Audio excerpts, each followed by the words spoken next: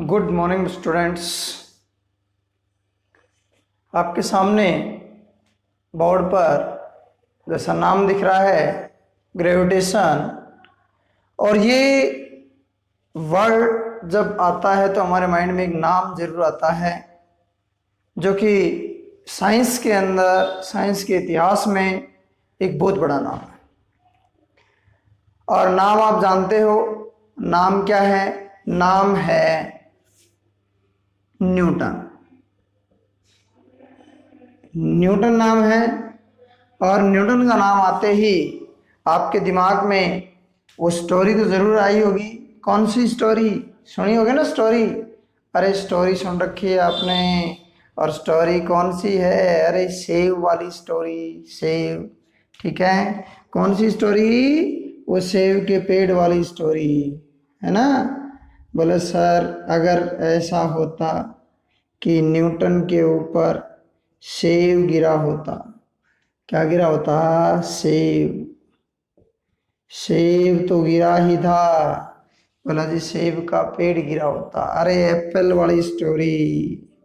Apple, Apple का mobile आ रहा है ना, बहुत अच्छा आ रहा है। एप्पल वाली स्टोरी, एप्पल वाली स्टोरी जो है वो स्टोरी आपने सुनी थी। क्या सुनी थी? कि जब न्यूटन के सिर के ऊपर क्या गिरता है? एप्पल गिरता है, तो वो एक क्या देता है? थ्योरी, एक लॉ देता है। एक लॉ देता है जिसे हम आगे चल के पढ़ेंगे। ठीक है, ओके। चलो, तो इसके अंदर, इस वीडियो के अंदर एक खास बात रहेगी जो कि बिल्कुल लास्ट में करेंगे हम स्टडी। लास्ट में उस पर विचार करेंगे। अब तक आपने चैनल को सब्सक्राइब नहीं किया है, सब्सक्राइब कर दीजिएगा। ठीक है, लाइक कीजिएगा, शेयर कीजिएगा, ताकि ये वीडियोस और किसी के लिए यूजल हों। ठीक है, और बेल आइकन को दबाइएगा ताकि अगले वीडियोस आप तक पहुंचे, और वीडियो को लास्ट तक देखें। अगला हमारा है न्यूटन से रिलेटेड है। तो मैंने ग्रेविटेशन आपके सामने लिखा हुआ है, ग्रेविटेशन। ठीक है ना, ग्रेविटेशन आपके सामने है। तो ग्रेविटेशन से रिलेटेड हम बात करें तो एक वर्ड हमारा आता है क्या?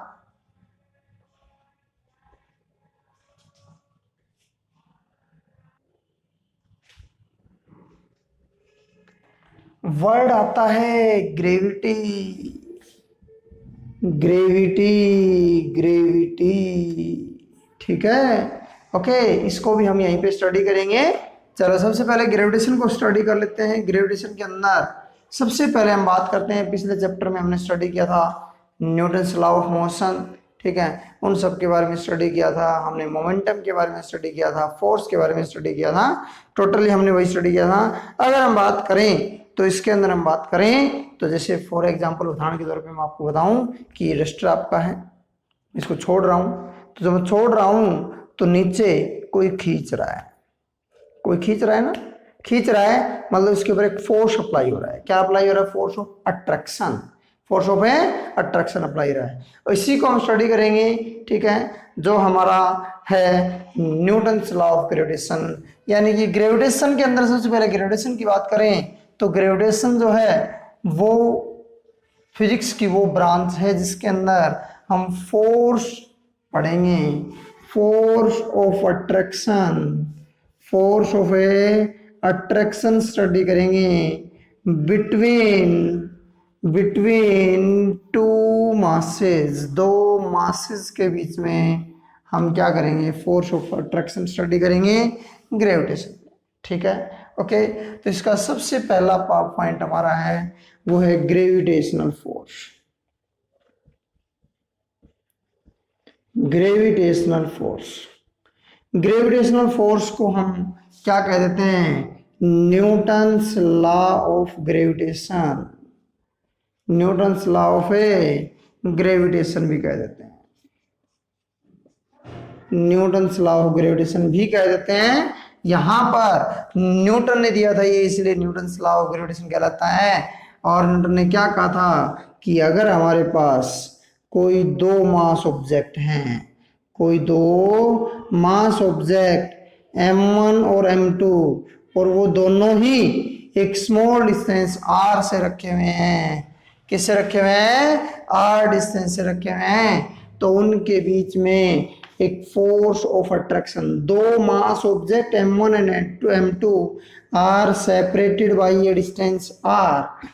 If two mass object are separated by a small distance r, then force of attraction between them will be, उनके बीच में जो फोर्स ऑफ अट्रैक्शन होगा, number first directly proportional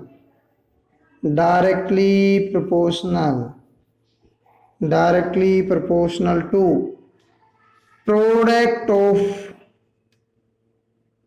product of magnitude of masses. And number second क्या था, inversely proportional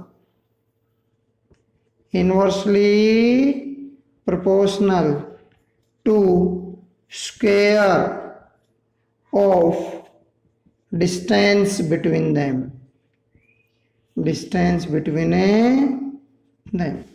उनके बीच में जो डिस्टेंस है उसका इनवर्सली प्रोपोर्शनल.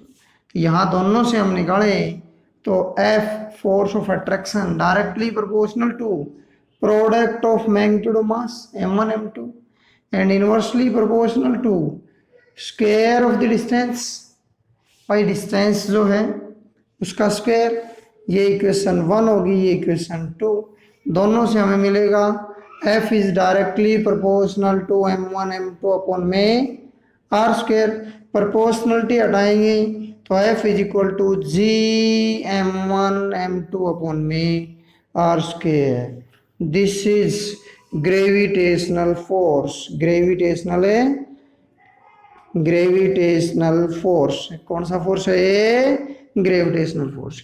यहाँ पर g जो है वो यूनिवर्सल ग्रेविटेशनल कांस्टेंट है. क्या है, यूनिवर्सल ग्रेविटेशनल कांस्टेंट है. मतलब यूनिवर्सल मतलब पूरे यूनिवर्स के लिए इसकी वैल्यू सेम रहनी है. तो कितनी वैल्यू है इसकी वैल्यू है 6.67 इंटू 10 की पावर -11 और इसकी यूनिट है न्यूटन मीटर स्क्वायर किलोग्राम -2. ये वैल्यू पूरे यूनिवर्स में यही वैल्यू रहेगी.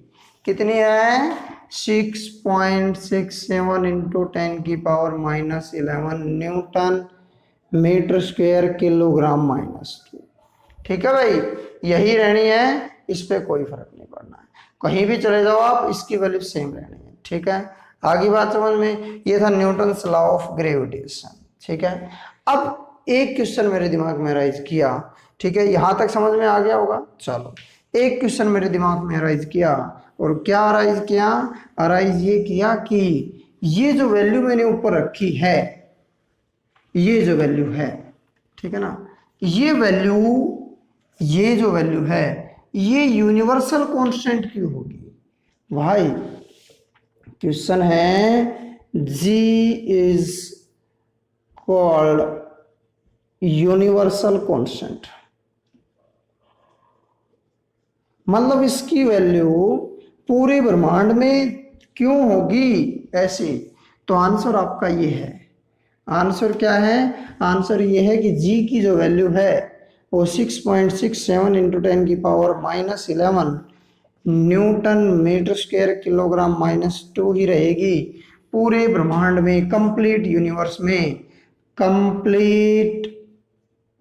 यूनिवर्स के अंदर. ठीक है, because it depends upon mass and mass of a particle mass of A particle never change, कभी भी चेंज नहीं होता, कभी चेंज नहीं होता है। मास हमेशा जैसा है, एक पार्टिकल आपने ले लिया, उसका यहाँ माप लो, कहीं और माप लो, कभी चेंज नहीं होना है। ठीक है, ओके, कभी जीरो भी नहीं होना है। क्लियर है? इसीलिए क्या करता है ये जी जो है उस पर डिपेंड करता है। अगला हम बात कर लें नेक्स्ट बात करें तो ग्रेविटेशनल फोर्स हमने निकाला। क्या निकला? Gravitational force. ग्रेविटेशनल फोर्स की हम बात करें तो हमारी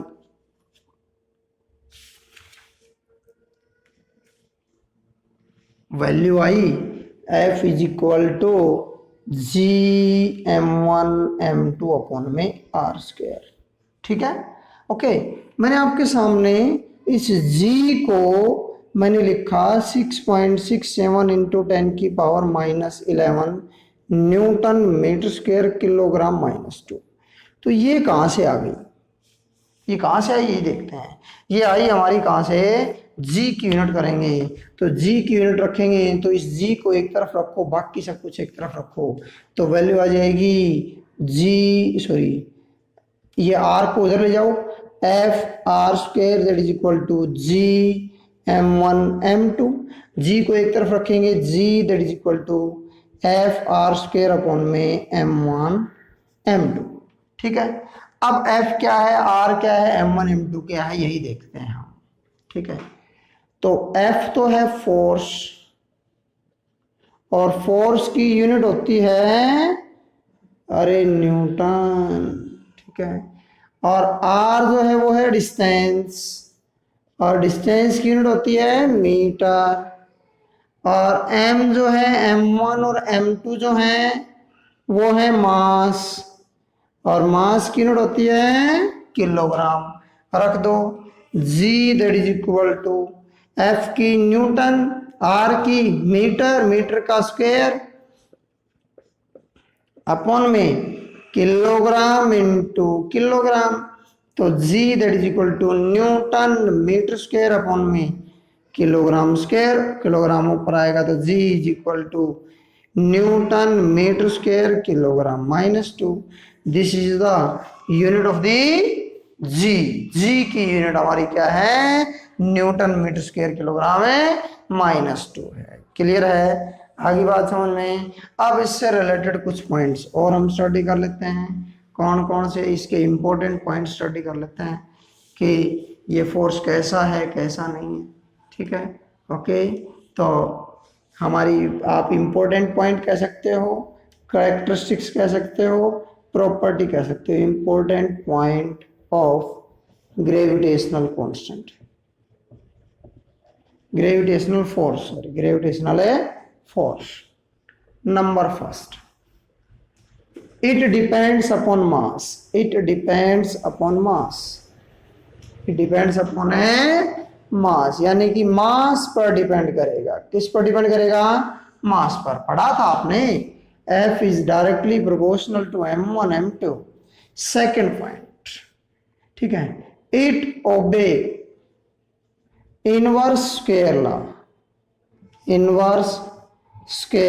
law. F is inversely proportional to R²। पढ़ा था आपने। ठीक है, number third, it is a universal force मतलब long range force.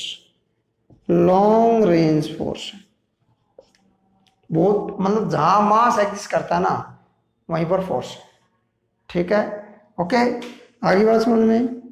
If mass is exist then this force exist. ठीक है, जैसे अगर आप यहाँ पे हो, आपका मास है, दूसरे किसी प्लेनेट के ऊपर मास ऑब्जेक्ट है और उसके बीच में भी एक फोर्स है। अब जब रेंज लॉन्ग होगी तो फोर्स होगा कमजोर, वीकेस्ट फोर्स ऑफ यूनिवर्स का सबसे वीकेस्ट फोर्स। ठीक है, आगे बात समझ में। ठीक है, it is always attractive always attractive, कभी भी रिपल्सिव नहीं होता है, हमेशा अट्रैक्टिव होता है। नंबर 6 सेंट्रल फोर्स है। कौन सा फोर्स है? सेंट्रल। सेंट्रल का मतलब जैसे एक तो ये ऑब्जेक्ट है तो इनके सरफेस से लाई करे या इनके सेंटर टू सेंटर लाई करे, ठीक है, सेंट्रल। नंबर 7 कंजर्वेटिव है। कंजर्वेटिव है, कंजर्वेटिव मतलब क्या है कि ए जितना बी पर लगा रहा है उतना ही बी ए पर लगा रहा है, इक्वल ऑपोजिट।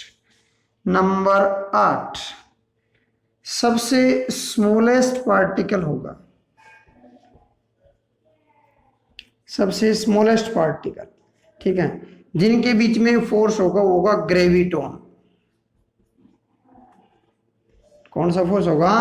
ग्रेविटॉन होगा। क्लियर है? आगे बात समझ में? चलो, ये थी हमारी कुछ इंपॉर्टेंट पॉइंट्स थे, ठीक है, ओके। अब इंपॉर्टेंट पॉइंट्स के बाद हम आगे चलते हैं, और आगे क्या चलते हैं, आगे क्या कहते हैं ये देखिए। नेक्स्ट हम बात करेंगे अगला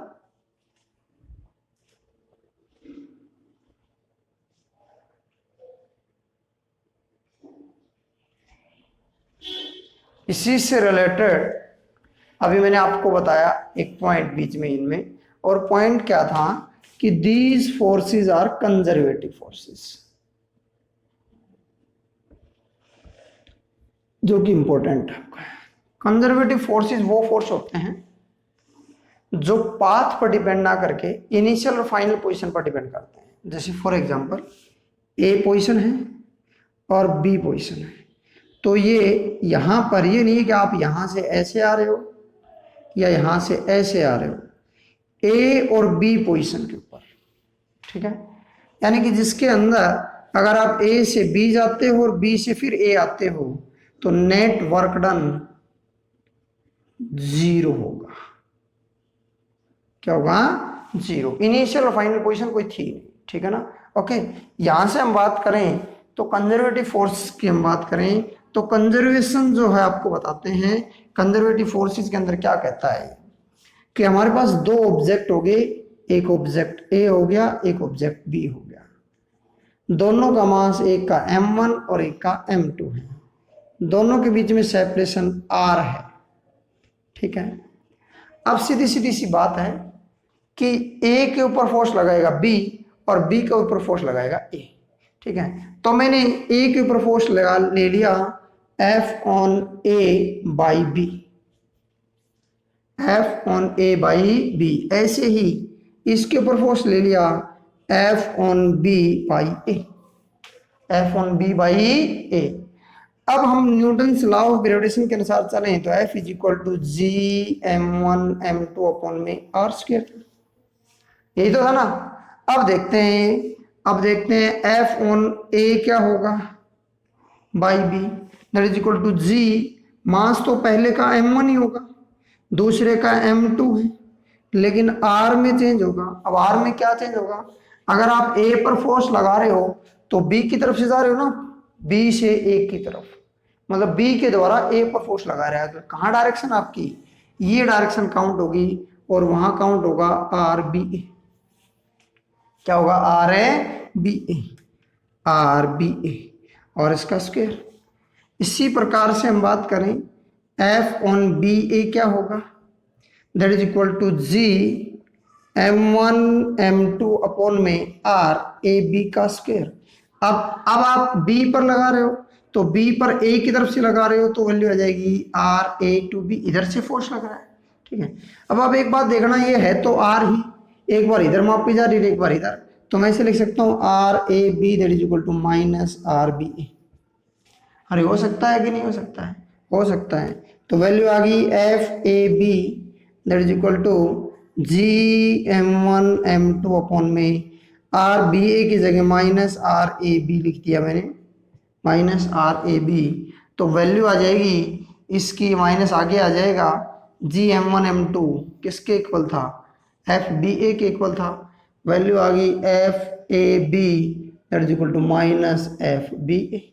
अरे इसकी जगह आर बी ए की जगह मैं अगर ऐसा करूं तो इसको ऐसे भी लिख सकता हूँ R B A that is equal to minus R A B, ये भी तो हो सकता है।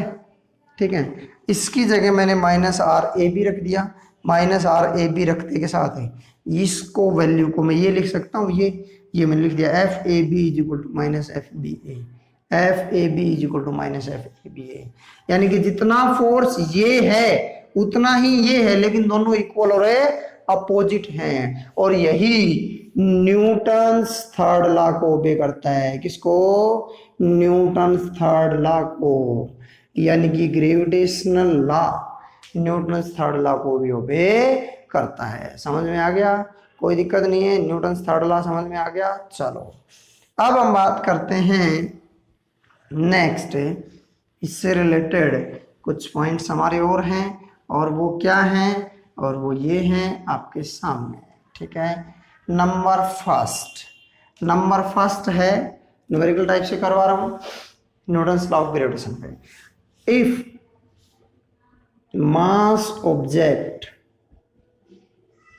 Are of 1 kilogram are and separated by a distance of 1 metre. मतलब क्या कह रहा है कि दोनों ही मास ऑब्जेक्ट हैं और दोनों मास ऑब्जेक्ट 1 किलोग्राम के हैं और दोनों के बीच में सेपरेशन 1 मीटर है, तो फोर्स कितना होगा? मैं आपके सामने पहले दो मास ऑब्जेक्ट ले लिए और दोनों मास ऑब्जेक्ट 1 किलोग्राम का ये हो गया, 1 किलोग्राम का ये हो गया। ठीक है, एक ए था एक बी था। ठीक है, तो ये कह रहा है what will be the force क्या होगा? Force of attraction between them. ठीक है, दोनों के बीच में सेपरेशन इसने दे दी 1 मीटर। क्या दे दी? 1 मीटर। तो according to Newton's law of gravitation, ठीक है, ग्रेविटेशनल फोर्स क्या है? ग्रेविटेशनल फोर्स क्या है इनके बीच में? तो F is equal to G m1 m2 upon में आर स्क्वायर। अब सीधी सी F निकालना है। G कितना है? 6.67 इंटू 10 की power -11 newton metre square kilogram -2। m1 is equal to m2 is equal to m that is equal to 1 kilogram. ठीक है, r that is equal to 1 metre. Value क्या आ गई? F that is equal to 6.67 into 10 की power -11 newton metre square kilogram -2। m1 m2 कितना है? Kilogram into 1 kilogram, kilogram से kilogram cancel, upon में 1 मीटर का स्क्वायर, मीटर का स्क्वायर से मीटर का स्क्वायर कैंसिल, बचा सिर्फ क्या? ये। तो फोर्स कितना आया? 6.67 इंटू 10 की पावर -11 न्यूटन। ये फोर्स हो गया। अगर दो ऑब्जेक्ट 1 मीटर के डिस्टेंस से रखे हुए हैं और उनमें उनका जो मास है वो कितना है? 1 किलोग्राम है, तो फोर्स ये आएगा। क्लियर है? इतना फोर्स होगा। क्लियर है? नेक्स्ट बात करते हैं अगला, कि अगर नेक्स्ट हम बात करते हैं, ठीक है, if A mass object of 1 kilogram is placed on earth, ठीक है, placed on a earth, then what will be the force between them? मतलब क्या कह रहा है? सीधा सा क्वेश्चन में कहना ये चाह रहा है कि अगर 1 किलोग्राम का एक ऑब्जेक्ट है और वो अर्थ पर रखा है, तो अर्थ और मास ऑब्जेक्ट में कितना फोर्स होगा? चलो देखते हैं। ये मास ऑब्जेक्ट मैंने ले लिया 1 किलोग्राम का, ये मैंने अर्थ ले ली, ठीक है ना, अर्थ ले ली, ये अर्थ ले ली मैंने, ये अर्थ का मास कितना है? ये अर्थ ले ली, ये मास ऑब्जेक्ट ले लिया, ठीक है। इसको मैं ऐसे मान रहा हूं, ऐसे ले रहा हूं कि ये तो अर्थ ले ली, इस पर ये मास ऑब्जेक्ट हो गया, ठीक है। ये अर्थ है और ये क्या है, मास ऑब्जेक्ट। अब पूछा है इसमें क्या है, फोर्स पूछा है। तो फोर्स निकालने का फॉर्मूला होता है F equal to G m1 m2 upon R square. अब बोले सर जी तो दे रखा है, दे रखा है, m1 1 किलोग्राम दे दिया, ये दे दिया, नहीं तो m2 दिया, नहीं आर दी। चलो इसके बारे में समाधान करते हैं, ठीक है। मैंने आपको बताया था कि ये जो फोर्स है वो सेंटर टू सेंटर अप्लाई होगा, यानी कि अर्थ के सेंटर से इस ऑब्जेक्ट के सेंटर तक, ठीक है। तो ये रेडियस ऑफ अर्थ काउंट हो जाएगी, रेडियस ऑफ ए अर्थ, अब रेडियस ऑफ अर्थ होगी। अब बात करते हैं m2 की, तो एफ जी कितना है, जी है 6.67 इंटू 10 की पावर -11, ठीक है, newton metre square kilogram -2। m1 कितना है 1 किलोग्राम, m2 कितना है, m2 है 6 इंटू 10 की power 24 kilogram, mass of Earth. इसको हम स्टडी करेंगे, निकालेंगे बाकायदा। आर कितनी है, R is equal to R, radius of Earth 6400 kilometre, या आप कह सकते हो 6.4 इंटू 10 की पावर है 6 मीटर, ठीक है। Okay, radius of earth, radius of a earth रख दो भाई। F is equal to 6.67 into 10 की पावर -11 इंटू वैल्यू आ गई सीधी सीधी सी 1 किलोग्राम, 1 इंटू कितनी थी भाई, मास ऑफ अर्थ 6.6 इंटू 10 की पावर 24 डिवाइड बाई 6.4 इंटू 10 की पावर 6 इंटू 6.4 इंटू 10 की पावर कितना था 6। सीधा सीधा सा हमारा फोर्स आ जाएगा, डायरेक्ट आपको कहने की ज़रूरत नहीं है। ये इससे, इसको इससे काटेंगे, इसको इससे काटेंगे, 6 और 6 12, 12 और 11 23, ठीक है। सीधा सीधा सा जाएगा 9.8 न्यूटन, ठीक है। कितना जाएगा 9.8 न्यूटन, ठीक है। क्लियर है। चलो अब एक और कर लेते हैं, और वो क्या कर लेते हैं, वो कर लेते हैं हम, एक और कर लेते हैं किसके बीच में, अरे आपका चांद तो देखा होगा, moon, moon, moon of the earth, moon of the earth, अरे मून के बारे में, ठीक है। व्हाट विल बी ग्रेविटेशनल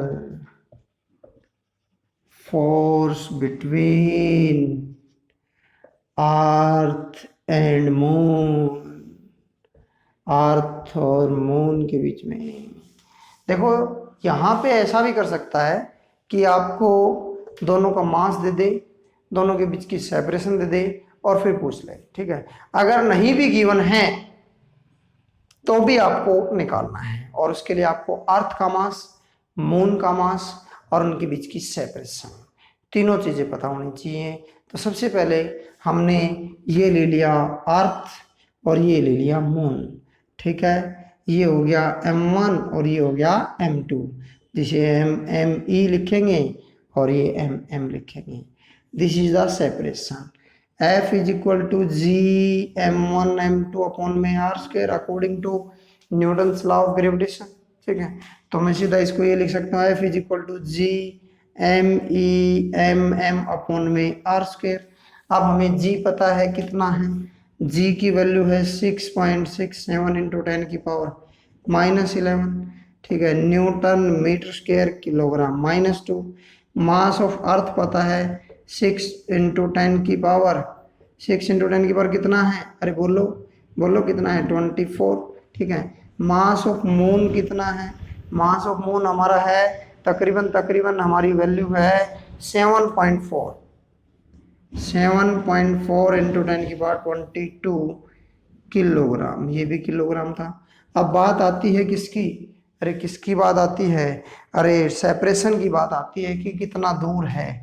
तो तकरीबन हम बात करें separation between earth and moon, earth and a moon, that is equal to 3.8 into 10 की पावर 5 किलोमीटर। ठीक है, आगे बात समझ में, इतने किलोमीटर है, सीधा सीधा सा ये लिख सकते हैं 3.8 इंटू 10 की पावर 8 मीटर। सब कुछ पता है, करना क्या है, F is equal to G M E M M upon में आर स्क्वेयर। फॉर्मूला आ गया 6.67 इंटू 10 की पावर -11 इंटू 6 इंटू 10 की पावर 24 इंटू 7.4 इंटू 10 की पावर 22 अपॉन 3.08 इंटू 10 की पावर 8 इंटू 3.8 इंटू 10 की पावर 8। इसको पॉज करके एक बार निकालें आप, मैं दोबारा से इसको कर देता हूँ 6.67 इंटू 6 इंटू 7.4 इंटू 22, 24 और 11। ठीक है, ओके, और ये नीचे वाली पावर ऊपर जाएंगे नेगेटिव हो जाएंगी। 11 और 16, 11 प्लस 16 कितना हो गया 27।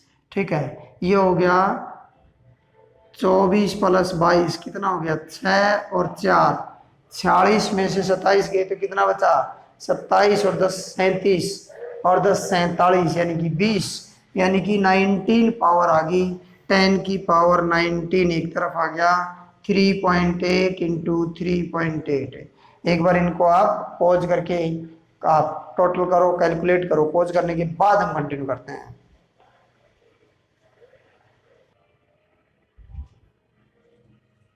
कर लिया? तो कर लिया तो यहाँ पर ये वैल्यू आ जाएगी हमारी F that is equal to, जब इस सबको काटेंगे तो 2 इंटू 10 की पावर 20 न्यूटन। इतना फोर्स है, ग्रेविटेशनल फोर्स, किस किस के बीच में, अर्थ और मून के बीच में। तो लगातार कंटिन्यू रहिएगा, पूरी वीडियो आपने देखी। ओके, चैनल को सब्सक्राइब नहीं किया है तो सब्सक्राइब कर दें।